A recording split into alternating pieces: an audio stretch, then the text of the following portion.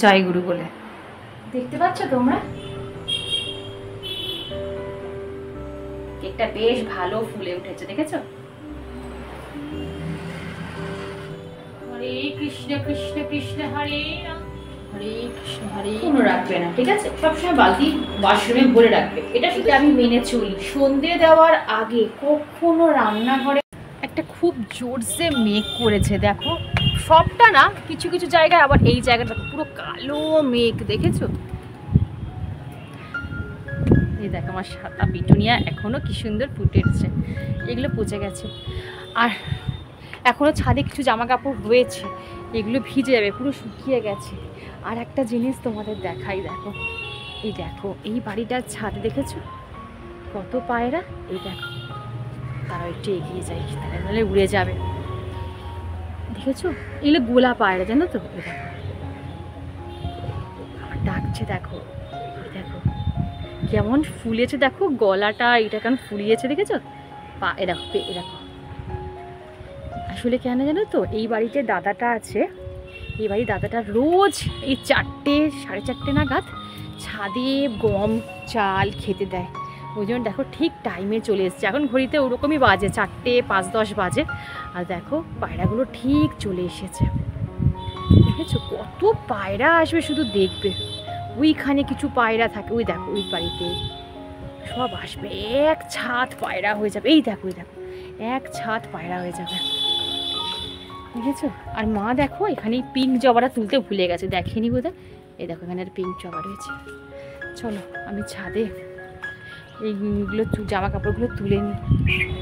তো বন্ধুরা, খাওয়া দাওয়া অনেকক্ষণ আগে কমপ্লিট হয়ে গেছে। আর তোমরা তো জানো যে আমি একদমই ভাত ঘুম দিই না, মানে ভাত খেয়ে একদমই আমি ঘুমাই না। আমি এপাশ ওপাশ 10-15 মিনিট করি, তারপর ভিডিও এডিট থাকলে এডিট করি, গান শুনি, মুভি দেখি, বা 10-15 মিনিট স্টোরি বুক পড়লাম, কি লেখালেখি করলাম, এইসব করলাম, বাট আমি ঘুমাই না। এই হচ্ছে ব্যাপার। কারণ ভাত ঘুম দিলেই না দেখেছি মোটা হয়ে যায়, খুব মোটা হয়ে যায়, মানে রস নামে শরীরে। ওই জন্য ভাত ঘুমটা ডাক্তার থেকে শুরু করে সবাই দেখে বলে যে ভাত ঘুম দেবেন না। তো যাই হোক, এই হচ্ছে ব্যাপার। তবে হ্যাঁ, রেস্ট তো অবশ্যই করতে হবে, কারণ রেস্ট না করলে বিকেলের পর ইভিনিংয়ের কাজগুলো আমরা করবো কী করে বলো? কি সুন্দর হাওয়া দিচ্ছে গো। এসির, মানে বলছি না, প্রকৃতির হাওয়া এসির হাওয়ার থেকেও ভালো আমার কাছে লাগে। তো এই যে আমি যখন এই ছাদে আসি, যখন পায়রাগুলো দেখি না, আমার সেই ছোটোবেলার কথা মনে পড়ে যায়, জানো তো? আমাদের যখন ছোটোবেলায় আমার বাপের বাড়িতে প্রচুর প্রচুর পায়রা ছিল। আমার বাবা ভীষণ পশু পাখি ভালোবাসতো, পায়রা মুরগি কত কি ছিল যে তোমাদের বলে বোঝাতে পারবো না। ওই ছোট্ট জায়গাতেই আমরা পায়রা পুষেছি, মুরগি পুষেছি, টিয়া পাখি পুষেছি, কত কি পুষেছি, অ্যাকুরিয়াম ছিল, এরকম ছিল। তো বাবা কি করতো, বাবা এক কাঠের সেই খোপ বলে না, পায়রার খোপ করা থাকে না, সেটা বাবা নিজের হাতে কাঠের একটা খোপ বানালো, বিশাল বড় খোপ বানিয়েছিল। সেই খোপের মধ্যে থাক থাক করা রেখেছিল সব পায়রা, জোড়া জোড়া জোড়া জোড়া বাবা দুটো দুটো করে পায়রা রেখেছিল। পায়রাগুলো আর ডিম দিত, ডিম থেকে বাচ্চা হতো, মানে সে দারুণ ব্যাপার ছিল, দারুণ ব্যাপার ছিল। তো একদিন কি হলো মনে পড়ে গেল বলে তোমাদের সাথে গল্পটা শেয়ার করছি। একদিন কালী পুজোর দিন সকালবেলা ঘুম থেকে উঠেছি, কালী পুজো ছিল, সকালবেলা ঘুম থেকে উঠেছি পায়রাগুলোকে ছেড়ে দেওয়ার জন্য। দেখি আমার বক্সে একটা পায়রা নেই, সব পায়রা কে চুরি করে নিয়ে চলে গেছে। আমি আমার বোন তো হাউমাউ করে কাঁদছি, বাবাকে ডাকছি, বাবা একটা পায়রা নেই, সব পায়রা চুরি হয়ে গেছে। আমাদের তো মাথায় হাত যে এত পায়রা কে চুরি করলো।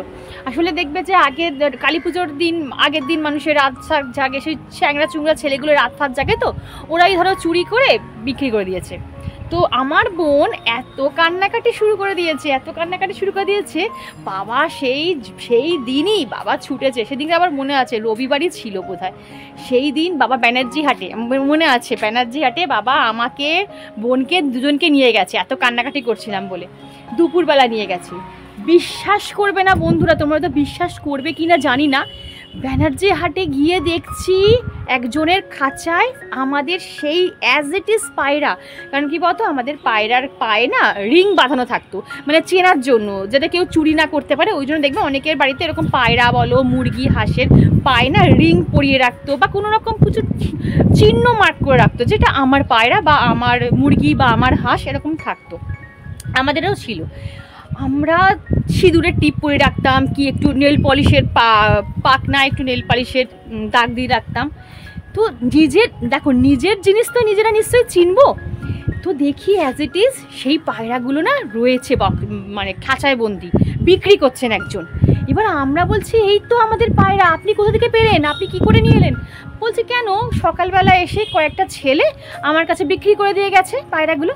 তাহলে ভাবো তুমি, মানে আমরা যদি না যেতাম আমাদের এই পায়রাগুলো পেতাম বলো, বিক্রি হয়ে যেত। আর যেই আমাদের দেখেছে না, চেনেছো, সে আমাদের হাতে চলে এসছে।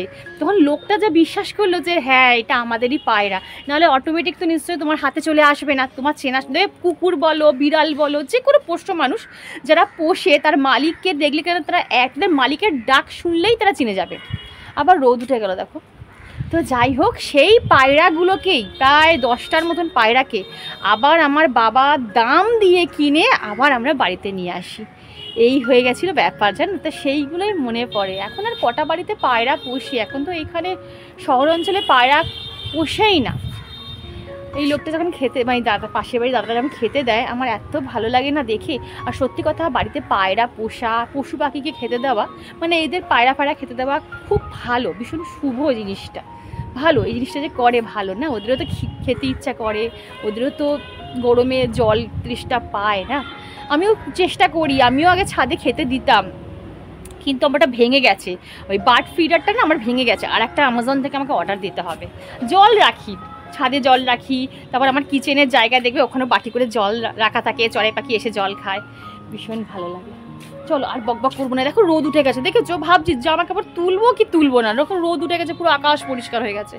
এই হয়ে যায় ব্যাপার। তা কত গল্প বলে নিলাম তোমাদের সাথে। আজকে বিকেলে একটা জিনিস বানাবো, হ্যাঁ, কেউ মিস করবে না ভিডিওটা, খুব সুন্দর জিনিস বানাবো, তোমাদেরই রিকোয়েস্টের একটা জিনিস বানাবো, দেখবে ব্লগটা। চলো নিচে যাই, নিচে কি কথা বলি। দেখেছো কত বাইরে, দেখেছো কেমন খাটছে, দেখো খুব বৃষ্টি হচ্ছে, দেখো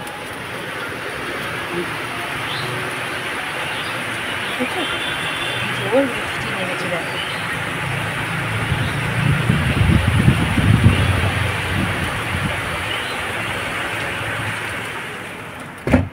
গুড ইভিনিং বন্ধুরা, আজ আমি ইভিনিং থেকে আমার ব্লগটা স্টার্ট করলাম। বলতে পারো একটা পজিটিভ ইভিনিং রুটিন তোমাদের সাথে শেয়ার করব। তার সাথে স্পেশাল কিছু অবশ্যই থাকবে, তাই তোমাদের রিকোয়েস্ট করছি ভিডিওটা একটু স্কিপ না করে পুরো ভিডিওটা দেখো। তোমাদের আমি বলি যে আমার সকালের ঘর বাড়ি আর বিকেলের ঘর পুরো কিন্তু আলাদা থাকে, হেল অ্যান্ড হেভেন থাকে, ঠিক আছে। এই দেখো বিকেলে আমার ঘর দরের কী অবস্থা। আসলে কি বলতো, সারা দুপুর ধরে মেয়ে এই সোফাতে বসেই না প্রজেক্ট ওয়ার্কগুলো করেছে। আর প্রজেক্ট করলে দেখেছি ঘর বাড়ি ভীষণ মেসি হয়ে যায়, কাগজপত্র ছড়ানো ছিটানো থাকে, তো সেগুলোকে একবার ক্লিন আপ করে নিলাম। আর দেখতেই পেলে ছাদ থেকে কত জামা কাপড় তুলে আনলাম। তো চলো এগুলোকে আগে ভাঁজ করে নিই। আসলে কি জানো তো, আমি চেষ্টা করি বিকেলের মধ্যে আমার যা এক্সট্রা কাজ সেটা কমপ্লিট করে নেওয়ার, তাহলে কি বলতো সন্ধেবেলায় না আমি এডিটের পেছনে একটু টাইম দিতে পারি। তারপরে তো আবার রাতের সংসারের কাজকর্ম আছেই। চলো আমি সংসারের কাজকর্ম করতে করতে কিছু কথা আজ তোমাদের সাথে শেয়ার করে নিই। তোমরা আমাকে অনেকে কমেন্ট করে লিখেছো আমি কোথায় থাকি। আমি কিন্তু অনেকবার আমার ব্লগে বলেছি আমি কোথায় থাকি, তাও একবার বলে দিচ্ছি, আমি কলকাতাতে থাকি। কলকাতায় বেহালাতে কিন্তু আমি থাকি।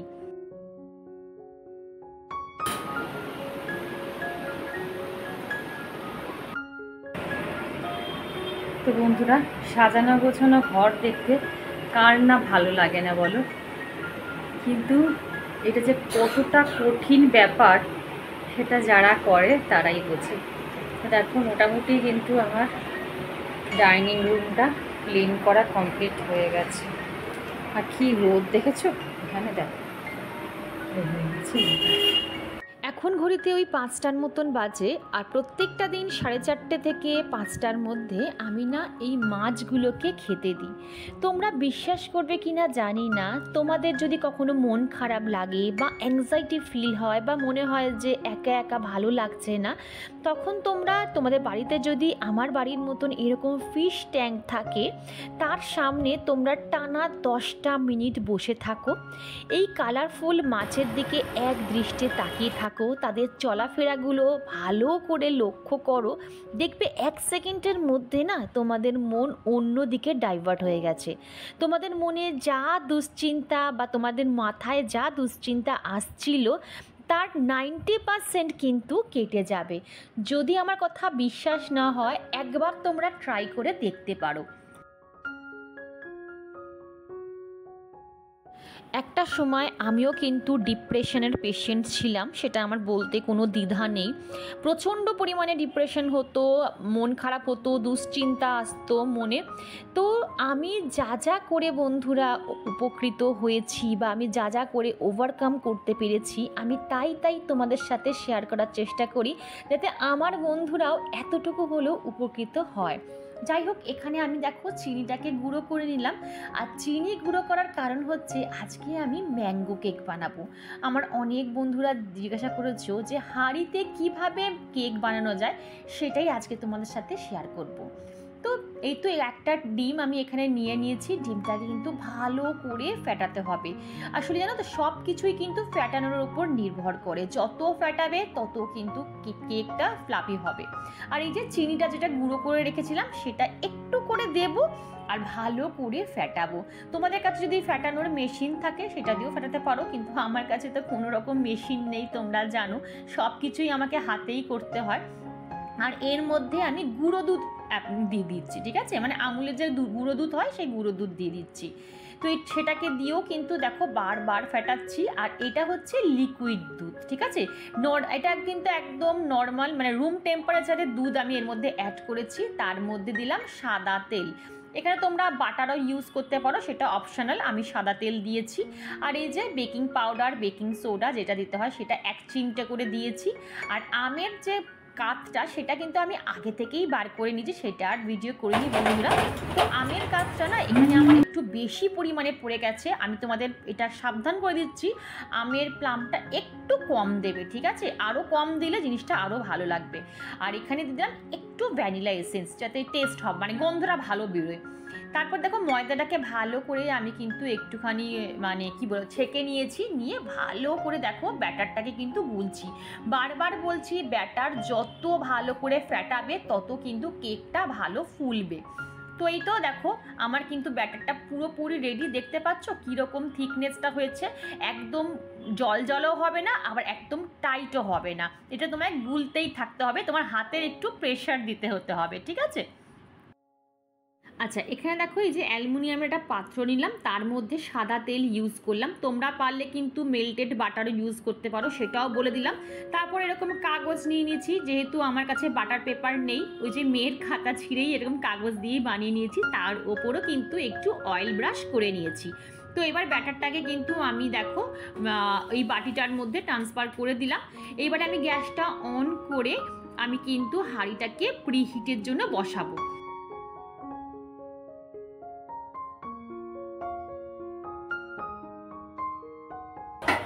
এটা কিন্তু পুরো খালি, হ্যাঁ, এর মধ্যে কিন্তু জল নেই, পুরো এমটি, কিন্তু পুরো শুকনো হাঁড়ি আমি বসিয়েছি। 2-3 মিনিট প্রিহিট করব, ঠিক আছে। পুরো আমার এই হাঁড়িটা কিন্তু প্রিহিট হয়ে গেছে। তো এইবারে আমি এটা বসিয়ে দেবো জয় গুরু বলে। জানি না, প্রথমবার ম্যাঙ্গো কেক করছি, কতটা ঠিক হয় বলতে পারছি না।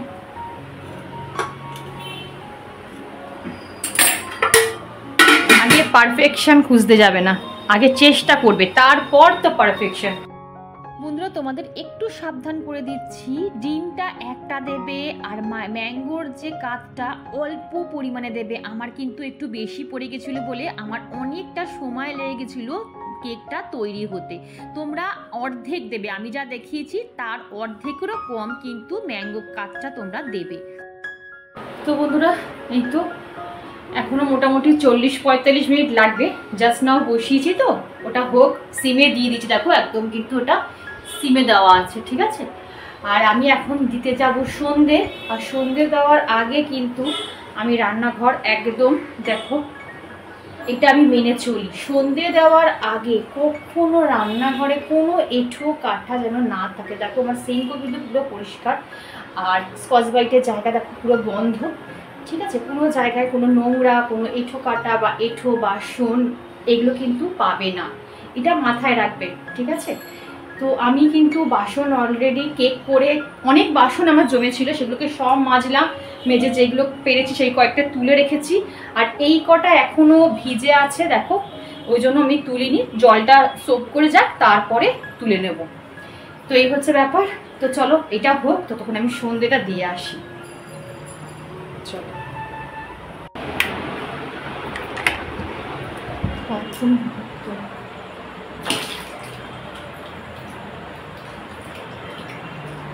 আমি সন্ধ্যে দেওয়ার আগে চেষ্টা করি বালতিগুলো বাথরুমে ওয়াশরুমে ভরে রাখার। খালি বালতি সন্ধ্যেবেলায় কখনো রাখবে না, ঠিক আছে? সবসময় বালতি ওয়াশরুমে ভরে রাখবে। এটা শুধু সন্ধ্যেবেলা না, সবসময় এটা মাথায় রাখবে, বালতি যেন সবসময় ওয়াশরুমে ভরা থাকে।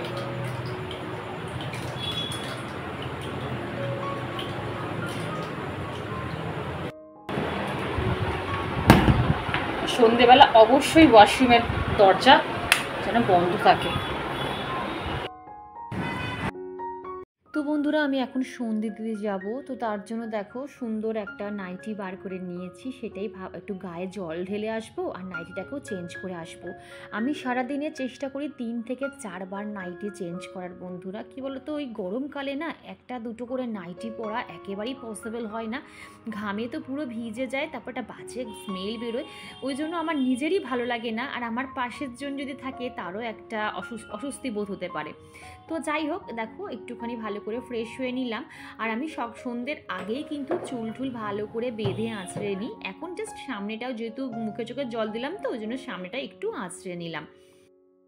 একটা জিনিস খেয়াল করবে, যদি সন্ধ্যে দেওয়ার আগে নিজেকে একটু পরিপাটি ফিটফাট করে তারপর সন্ধ্যে দিতে বসো না, অনেকটা কিন্তু রিফ্রেশ ফিল হয় আর অনেকটা মনে কিন্তু পজিটিভিটি আসে।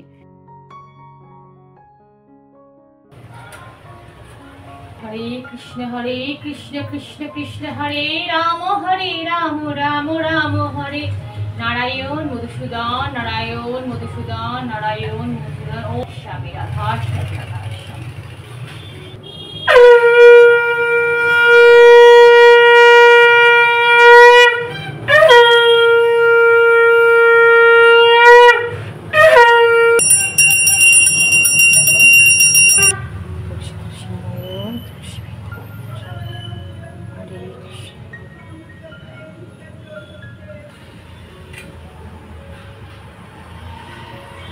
হরে কৃষ্ণ হরে কৃষ্ণ হরে কৃষ্ণ হরে কৃষ্ণ।